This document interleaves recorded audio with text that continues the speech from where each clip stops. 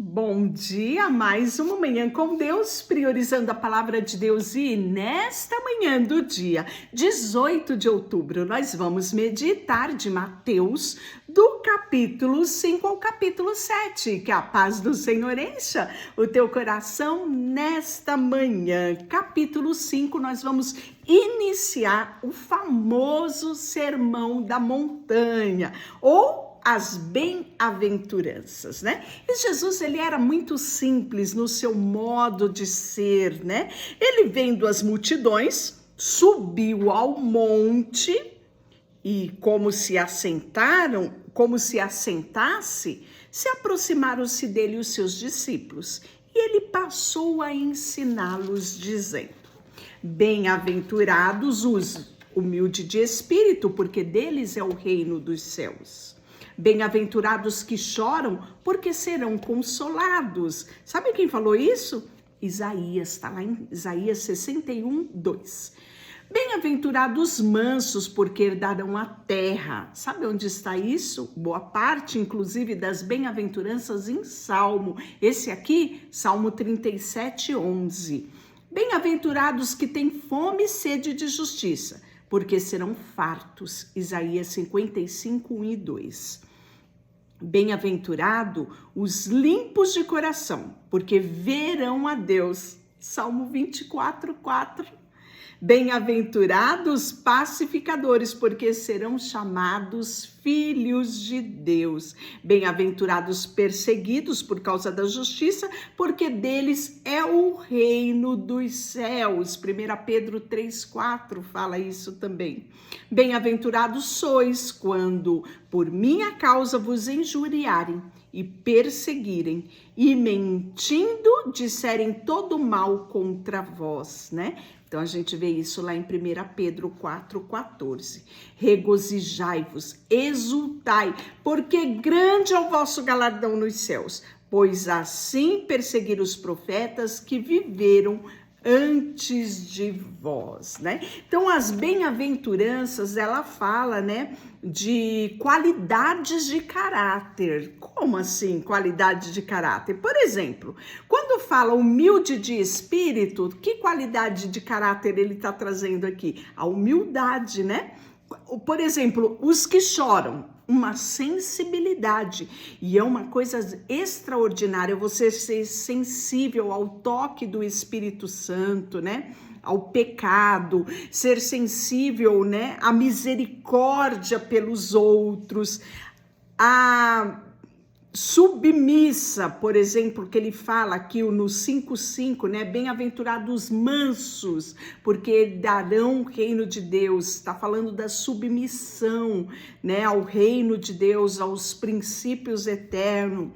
Os que têm fome e sede de justiça, da obediência que esses têm em buscar, né? O desejo de ouvir, o desejo de obedecer, o desejo, né, de fazer a vontade de Deus. Por exemplo, as misericórdias do 5:8 tá falando da compaixão, né, que é tão necessária e tá tão em falta nos dias de hoje. Os limpos de coração tá falando do quê? Da santidade, sem o qual ninguém verá a Deus. Os pacificadores, né? Tá falando aqui de que qualidade? Da reconciliação, aquela pessoa que vai estar ali intermediando, né? Outro também, perseguido por causa da minha justiça. Isso só vai acontecer com aqueles que são comprometidos com a verdade, com a palavra de Deus, os que são injuriados e perseguidos, né? Então a gente vê o desenvolver, sabe, da paciência, que é algo extraordinário na vida do ser humano. Então, logo depois que ele fala dessas bem-aventuranças, ele vai falar sobre duas coisas: sal da terra e luz do mundo. Duas coisas que fazem toda a diferença aonde estão. Já comeu uma comida sem sal? Todo mundo tira a graça, não é, da comida? O sal, ele vem para dar sabor, ele vem para conservar os alimentos. Era uma cultura antiga, né? A conservação através do sal. Então, são duas coisas essenciais, né, que a gente vê. E a luz por menor que ela seja, ela faz diferença onde ela está. Olha só, vós sois o sal da terra. Ora, se o sal se tornar insípido, ou seja, perder ele, a sua característica de sabor, né? Como lhe restaurará o sabor? Para nada mais presta, senão para ser lançado fora e ser pisado pelo homem. Vós sois a luz do mundo. Não se pode esconder uma cidade edificada sob um monte, nem se acende uma candeia para colocá-la debaixo do alqueire, mas no velador, para alumiar todos os que se encontram na casa, né? Então, esse texto aqui, ele vai ser trazido também por Marcos, por Lucas, eles vão compartilhar a respeito disso. E sobre ser a luz do mundo, né, João vai falar também muito a respeito disso. Assim brilhe também a vossa luz diante dos homens, para que vejam vossas boas obras e, sabe para quê? Não para te elogiar, para dizer que você é bom, não, tem um motivo. Sabe qual é o motivo? Glorificar o vosso Pai que está no céu. Que a sua vida seja um testemunho, uma glorificação ao teu Deus. Jesus vai esclarecer logo que ele não veio revogar a lei, mas que ele veio cumprir a lei. Não penseis que vim revogar a lei ou os profetas. Não vim para revogar, mas vim para cumprir. Porque em verdade vos digo, até que o céu e a terra passem, nem um i ou um tio jamais passará da lei, até que tudo se cumpra. Aquele, pois, que violar um desses mandamentos, posto dos menores, e assim ensinar aos homens, será considerado, no mínimo, no reino dos céus. Aquele, porém, que os observar e ensinar, este será considerado grande no reino dos céus. Porque vos digo que se a vossa justiça não exceder em muito a dos escribas e dos fariseus, jamais entrareis no reino dos céus. E aí, nós vamos ver que ouvindo, pois isto, que foi dito aos antigos, não matarás, não matar estará sujeito e quem matar estará sujeito a julgamento. Eu, porém, vos digo que todo aquele que sem motivo irar contra o seu irmão estará sujeito a julgamento. E quem proferir um insulto ao seu irmão estará sujeito a julgamento de tribunal. E quem lhe chamar de tolo estará sujeito ao inferno do fogo. Se, pois, trazeres ao altar a tua oferta e ali te lembrares de que teu irmão tem alguma coisa contra ti, deixa perante o altar a tua oferta e vai primeiro reconciliar-te com o teu irmão. E então, voltando, faze assim a tua oferta. Entra em acordo sem demora com o teu adversário, enquanto estás com ele a caminho. Mas, para que o adversário não te entregue ao juiz, o juiz ao oficial de justiça, e estarás sujeito à prisão. Em verdade te digo que não sairá dali enquanto não pagares até o último centavo. Ouviste tudo isso? Não adulterarás. Então, você está percebendo aqui que Jesus, ele começa dizendo, não vim revogar a lei. E ele começa a lembrar cada partezinha da lei e ele traz um plus a mais sobre aquela lei, né? Então ele fala, eu não só vim cumpri-la, mas vim cumpri-la com excelência. Olha só o que ele fala a respeito do não adulterarás, né? Que é um dos mandamentos que está lá em Êxodo 20, é também falado em Deuteronômio 5:18. Eu, porém, vos digo que qualquer que olhar para uma mulher com intenção impura no coração, já adulterou com ela. Olha que peso maior Jesus traz, não é? Ele diz, olha, cumpra a lei não por aparência, mas com profundidade do teu coração, com intensidade de querer agradar a Deus. Não é só se afastar do mal, não adulterarás, mas vigia-te para te aproximar de Deus, né? Que é o processo de santidade. Se o teu olho direito te faz tropeçar, arranca-o, lança-o de ti, pois te convém que perca um dos membros e não seja todo o teu corpo lançado no inferno. Forte isso, não é? E se a tua mão direita te faz tropeçar, corta, lança de ti, pois te convém que se perca um dos membros e não vá todo o teu corpo para o inferno. Então, isso também vai ser relatado por Marcos, né? Lá no capítulo 9. Isso é a sinergia, né? Isso é uma característica dos evangelhos sinóticos, como eu bem citei ontem, quando iniciei o livro de Mateus. Também dito, aquele que repudiar sua mulher, dê-lhe carta de divórcio.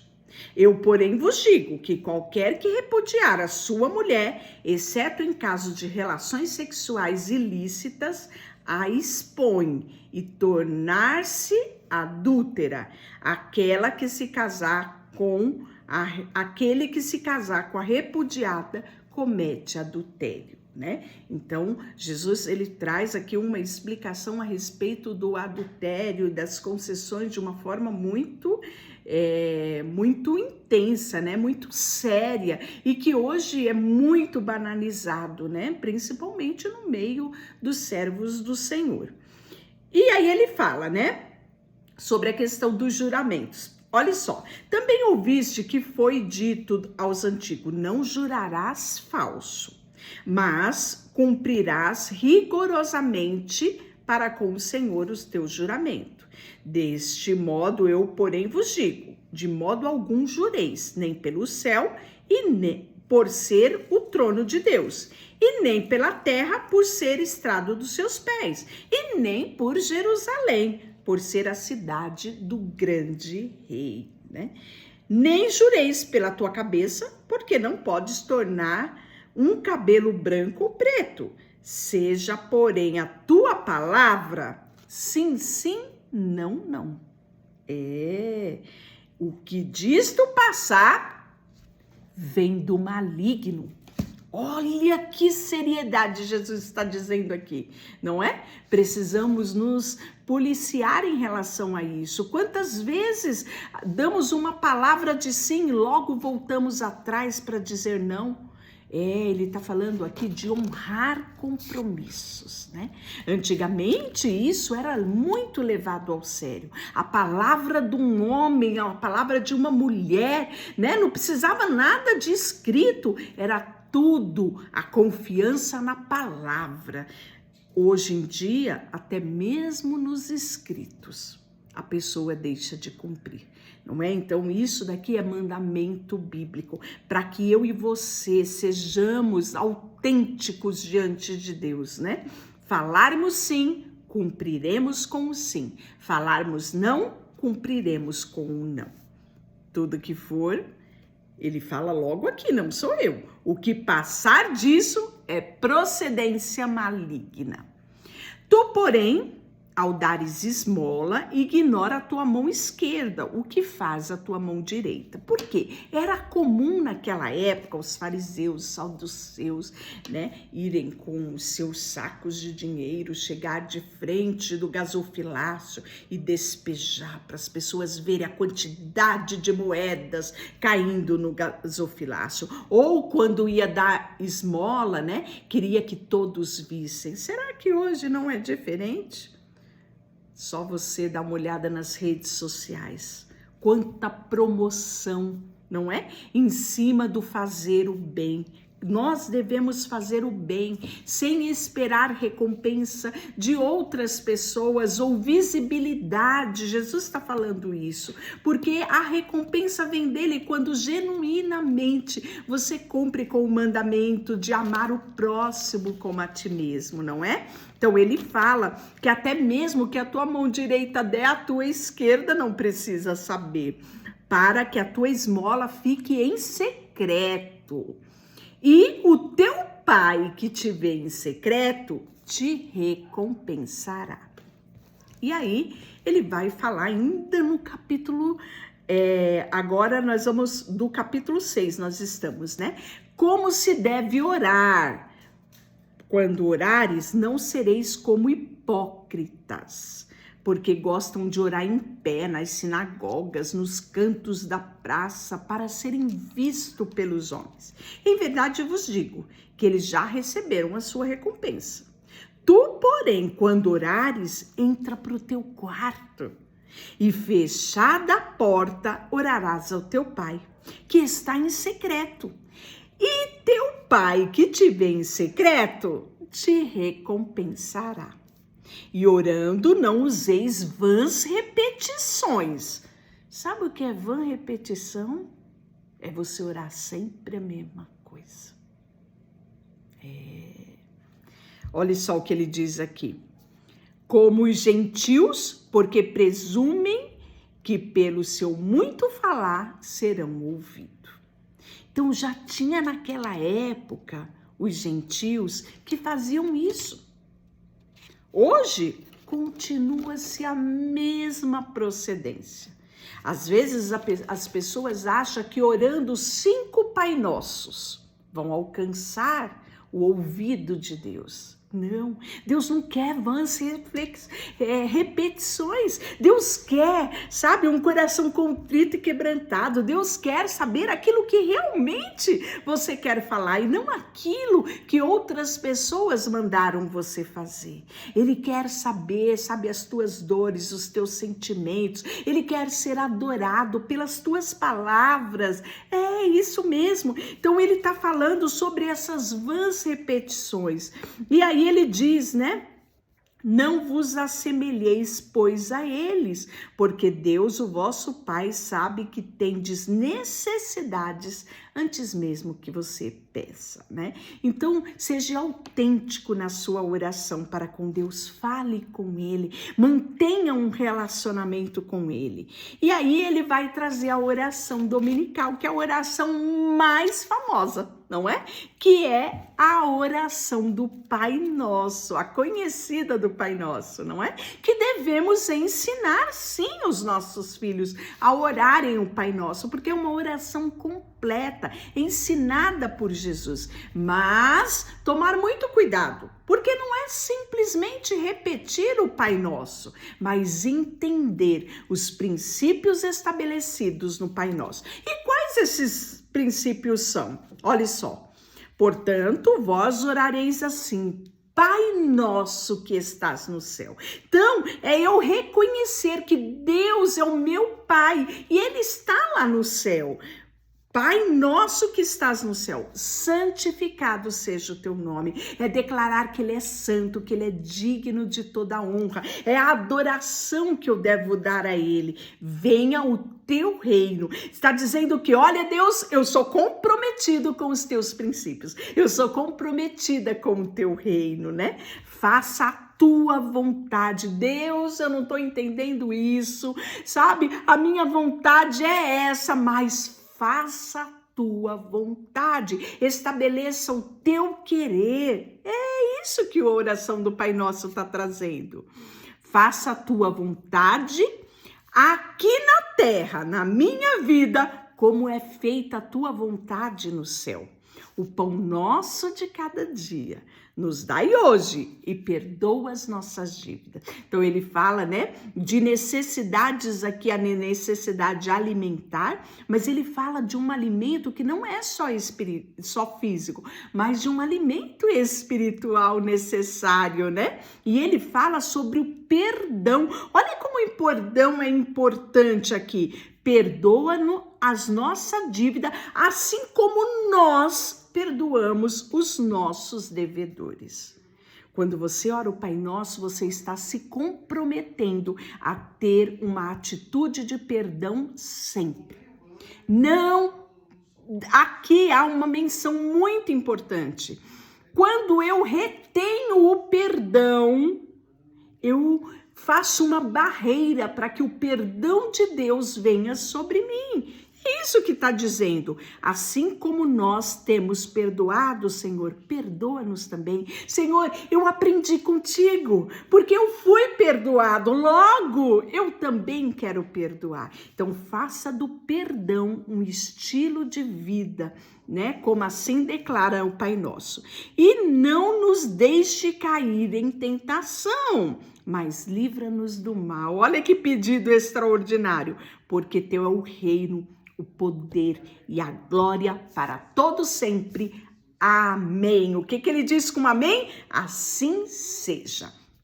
Porque se perdoardes aos homens as suas ofensas, também vosso Pai Celeste vos perdoará.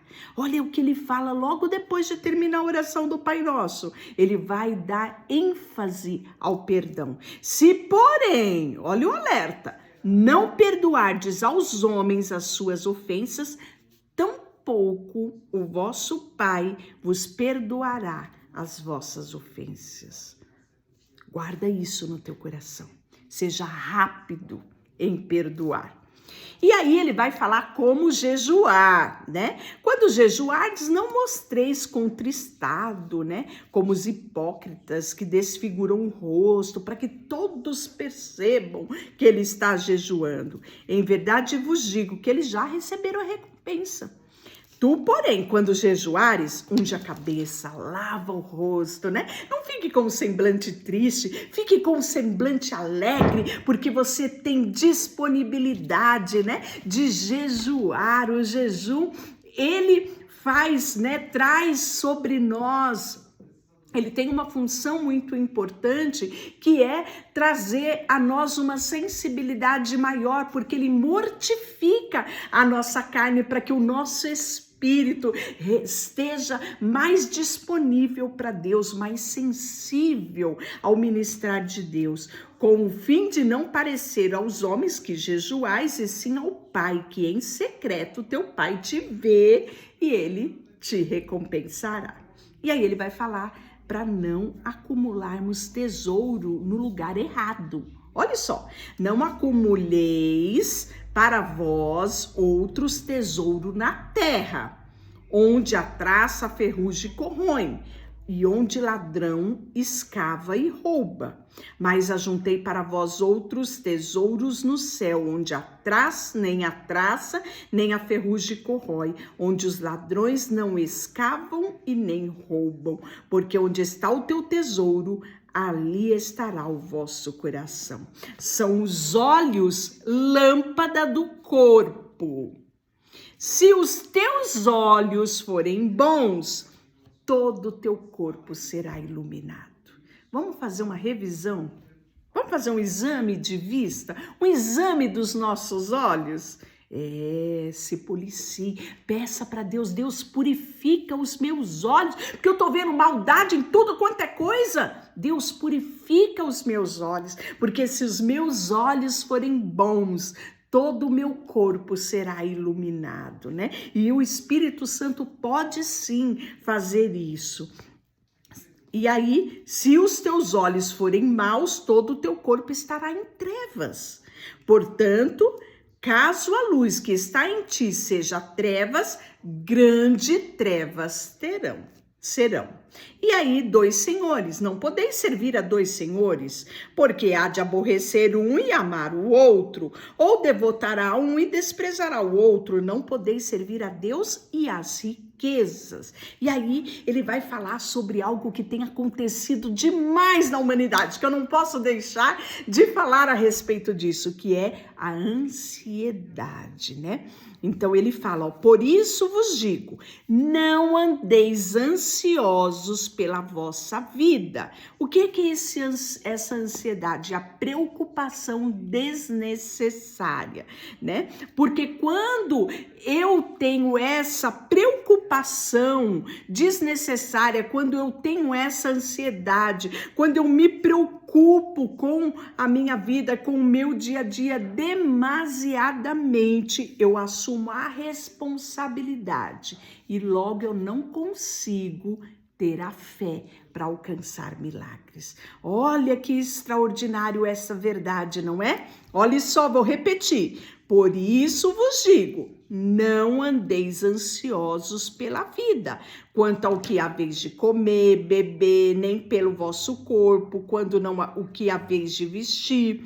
Não é a vida mais do que o alimento e o corpo mais do que veste? Observai as aves do céu, elas não semeiam, não colhem, nem ajuntam celeiros. Contudo, teu Pai Celeste sustenta. Porventura, valeis vós muito mais do que as aves? Qual de vós, por ansioso que esteja, pode acrescentar um côvado ao curso da sua vida? E por que andais ansioso quanto ao vestuário? Considerai como cresce o lírio dos campos, que não trabalham e nem fiam. Eu, contudo, vos afirmo que nem Salomão, em toda a sua glória, se vestiu como qualquer um deles. Ora, se Deus veste assim a erva do campo, que hoje existe, amanhã é lançada no fogo, quanto mais a vós outros, homens de pequena fé. Portanto, não vos inquieteis dizendo: que comeremos, que beberemos ou que vestiremos?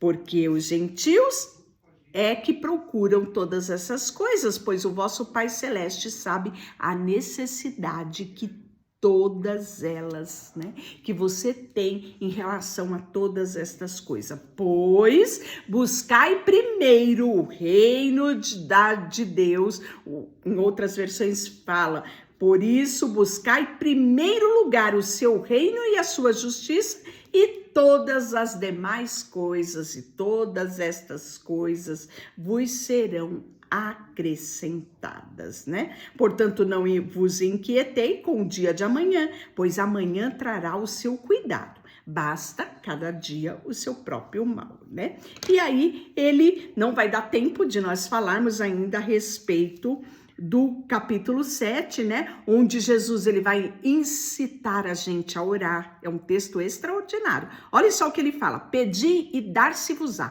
buscai e acharei, batei e abre-se-vos-á, pois tudo o que pede recebe, o que busca encontra, e o que bate abre-se-vos-á. Deixa eu orar por você, Senhor, nesta manhã. Colocamos diante de Ti nossa vida, o nosso coração, tudo que temos e tudo que somos. Em nome de Jesus, amém. Deus te abençoe.